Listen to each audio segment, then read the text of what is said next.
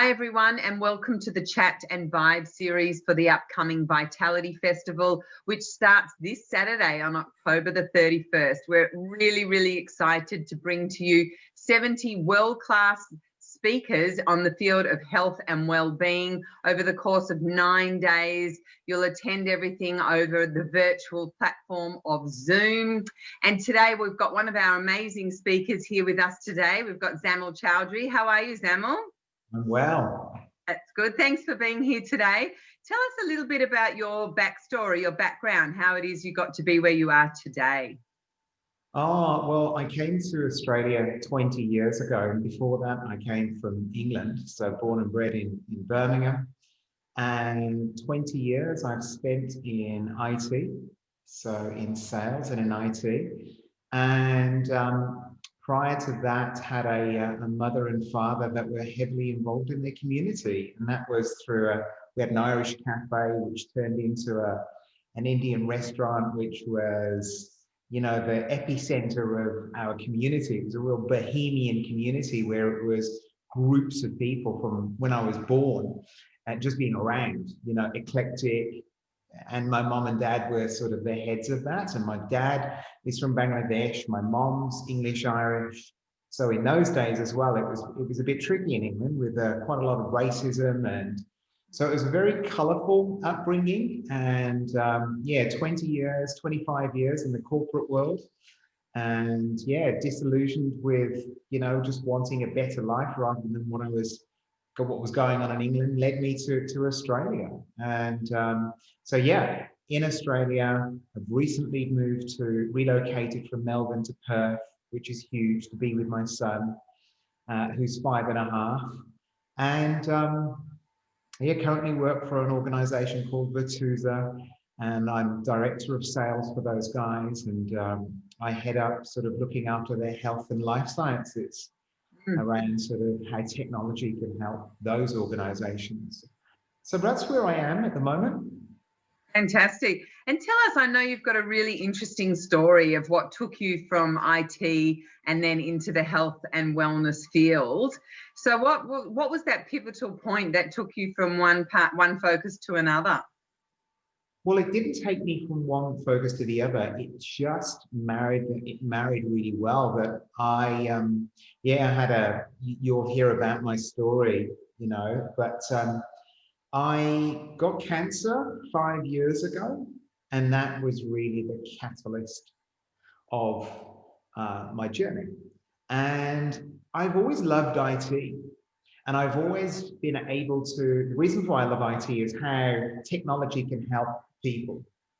But it wasn't until I actually had this experience, and you know, as I said, you'll hear more about it when you know, during my session, that really got me to focus on mental health, on well-being, and in my recovery. Because chemotherapy, 2 rounds of chemo, you know, 2 rounds of cancer, stem cell transplant, brain tumor, 5 strokes, you know, wife, partner that separated, you know, coming close to death a couple of times, going back in history and working out a lot of the stuff that happened in childhood, and really being the best version of myself today, also led me to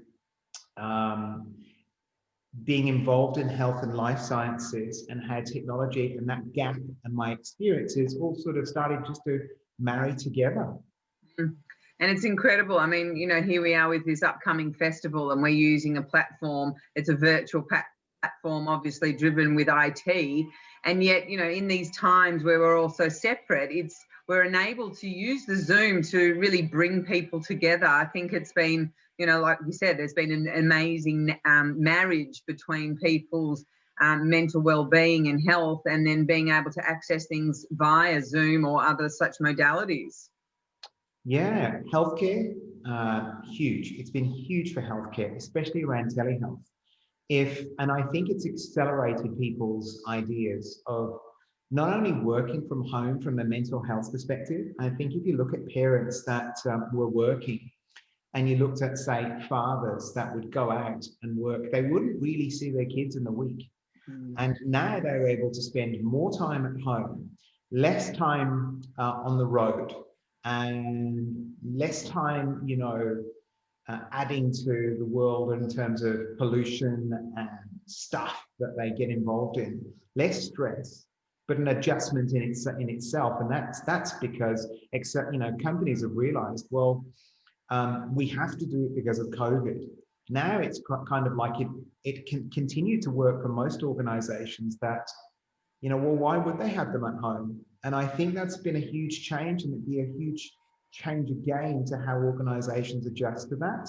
Mm. And if you look at healthcare, especially, of how people can get access to that type of to those types of services around GP services, mental health services, and even beyond that, being able to diagnose certain things from home, or get prescriptions, or get the treatment that they need in-house and qualified earlier. It's almost like, when used well, it can be, I think it's a good thing. I think it's a really good thing for people.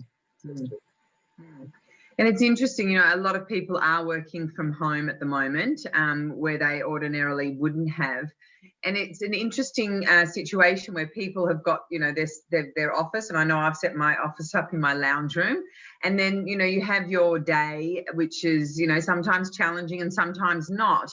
And then you open a door and you're in the family home.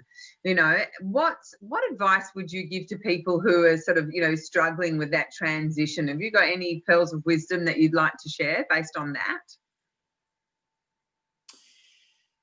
I think that it takes an entire family to come together and adapt to this change. And I think there's a lot of organizations out there that have processes and advice that they can give families. And I think investing in what is going to work for everybody as families, because each family is different, each environment is different, the number of children, the number of spaces, whether you've got special needs children, whether you've got parents that might be, mental health issues.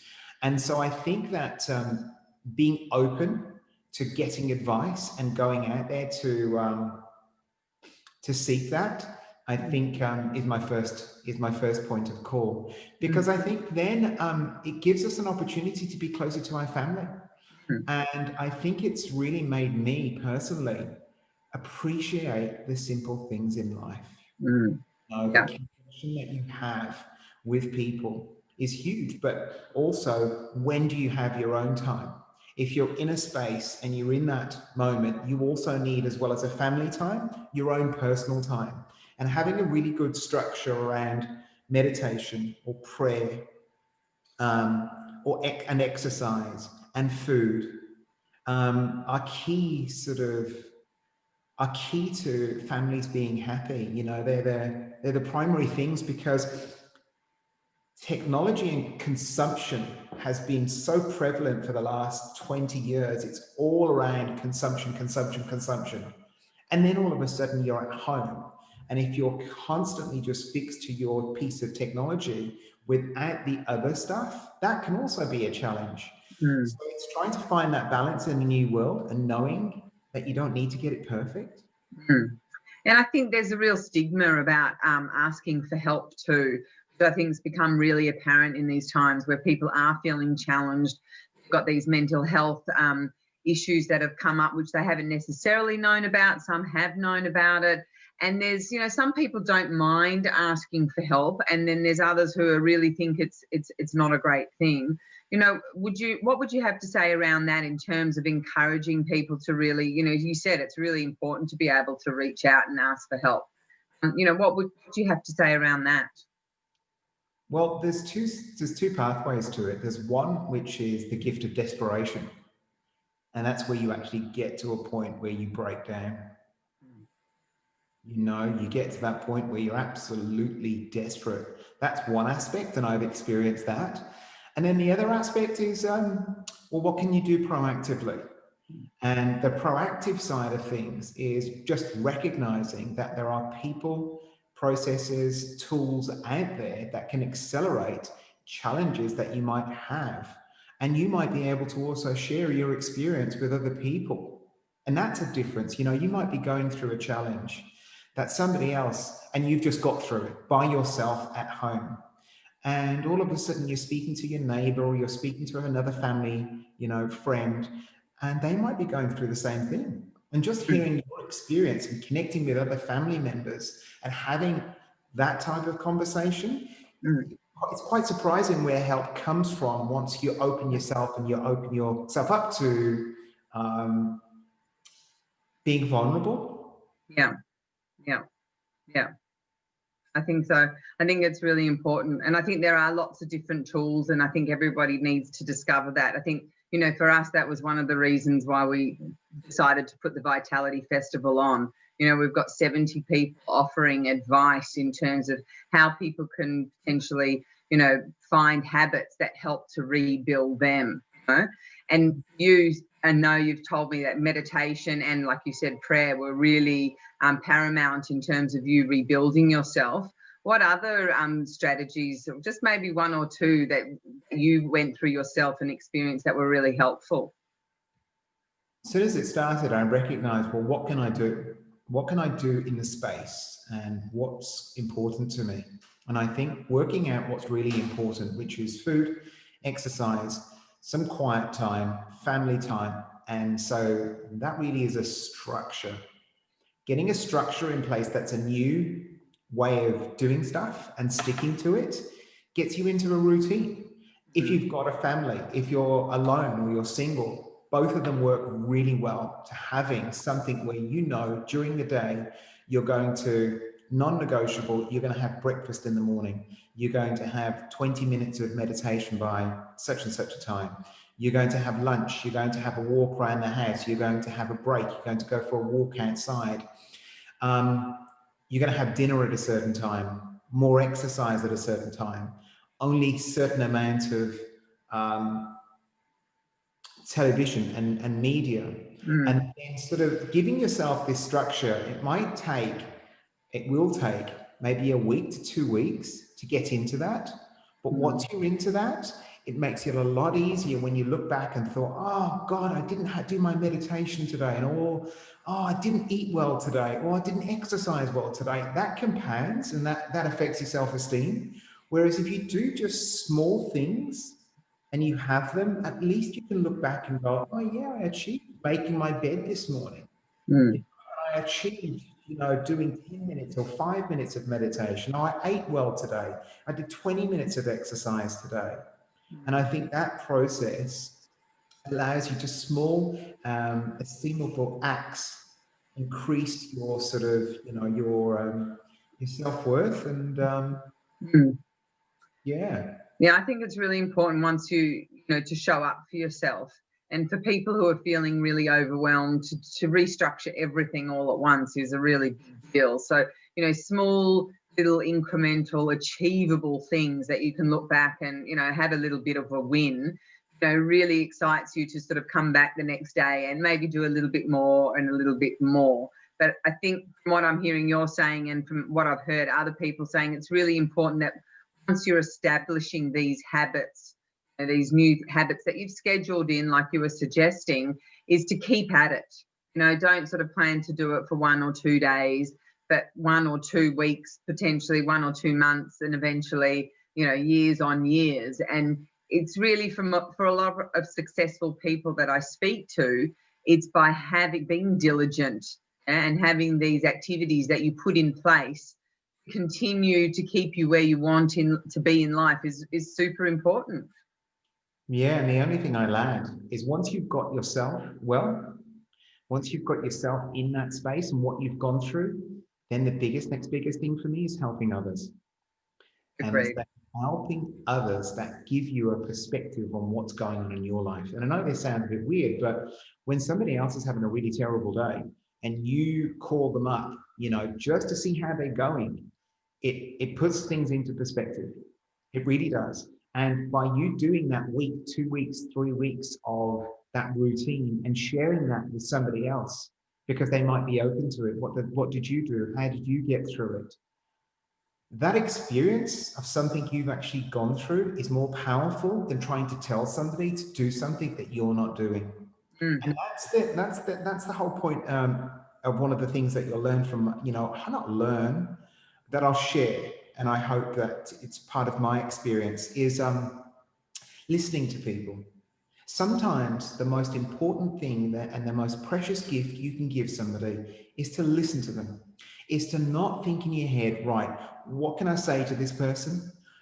What can I say to this person that's going to make them feel better? Give them advice. Sometimes people don't want that. And sometimes people might be going through something that's pretty full on, like most of these healthcare workers and frontline workers would have experienced. And they don't want people commenting, because that makes them feel unsafe. It certainly made me feel unsafe when I was going through quite a bit of trauma from my childhood and working through that. If I had somebody comment on that, I thought, well, I couldn't share that in the future. That sort of, oh, well, if I say that to that person, they're going to judge me. And then when somebody actually gives you the opportunity to say, well, what do you think about it? And you've got some experience, strength, and hope to share. You know, well, you know, last week, you know, it was really hard. I didn't do these exercises, but I didn't beat myself up about it. And I just got into it the next day. And all of a sudden, 3 or 4 days later, I'd done it consistently. It felt great. And it's like, oh, okay, I'm having a crap day today, but in 4 days' time, I'm not going to be having a great day and feel pretty cool about myself. Oh, that's normal. Just something as simple as that in terms of mental health is and well-being is huge. I love that space to let people come in and share without having, you know, we live in a bit of a fix-it society, don't we, where everybody thinks they know the answer. And I think it's really important that we don't particularly understand always what everybody's saying. You know, we don't know their position, we don't know the background of their situation, and to sometimes come in with this fix-it attitude, especially with what's going on, you know, at the moment with some of the frontline workers, it's difficult because we don't understand necessarily what's going on. And I think that's great advice, Zamil, because some people just need to be heard. You know, they need to vent. They don't need to be told, do this or try this. They just need to be, you know, understood and heard. So, you know, fabulous, fabulous advice. Thank you. And so you've just relocated to Perth. How's that going? Living in a different state without being in Victoria at the moment. Well, I spent 14 days in isolation, you know, and I've done, you know, lockdown in Melbourne, but 14 days just in a room. It got to the last 3 days and you know, my strong routine that I have, you know, and I've got to work, I've relocated with my work as well. So that's pretty intense and that kept me busy. But just being locked up in the last 3 days, I did definitely struggle. But leaving there and coming out and seeing my son for the first time in 6 months because of not being able to see him before was all worth it. So worth it. And it's a different world here. I've come from Melbourne where there's masks, social distancing. Here, there is no COVID here, and it's life as normal. And it's beautiful, beautiful beaches. I've just today, as you can see behind me, I'm moving into my place and getting settled. So yeah, it's a godsend. Yeah. And I think it gives you this sense of appreciation, doesn't it? Like you were saying before, the appreciation for the little things and for your son. I think, you know, for all of us, as we start to even, you know, in Victoria, things are starting to open up. And there's a lot of talk about, you know, what is it that you're looking forward to the most? And it just makes you look at life and the little simple appreciations of things you haven't been able to do. Like, you know, for me to hug my parents or whatever it is, you know, this appreciation of so many things that we took for granted. I think that's a huge silver lining to everything that's gone on through this whole COVID situation. Yeah, so really great. I agree. I think for me, COVID's been really good for me. Yeah. Why? It's because I exercised, I had a routine, and I was able to use technology heaps to connect with people. And so I had a really good balance between eating really well, exercising twice a day in the allowed time that we had to go out, working and connecting with other people in some of the work that I do in my community. Yeah, I think that's fantastic for advice for everyone. And we want to thank you, Zamil, for your time today. And thank you so much for your time and your efforts and contributions to the Vitality Festival. We're really, really excited to watch your presentation. And for any of you guys who are watching this, if you haven't signed up, please sign up. It is a free festival. It's over 9 days with incredible speakers, presenters, entertainment in the evenings. There's so much value to have. And like I said, it's all free. I'll include the link down below, so please click on it. And at the end of the festival, you'll receive a recording of all the presentations. So thank you, Zamil. We wish you all the best over in WA. We'll have to come and visit soon and join you on the beaches. Yeah, and looking forward to the weekend. I really am. Great. Thank you. Bye.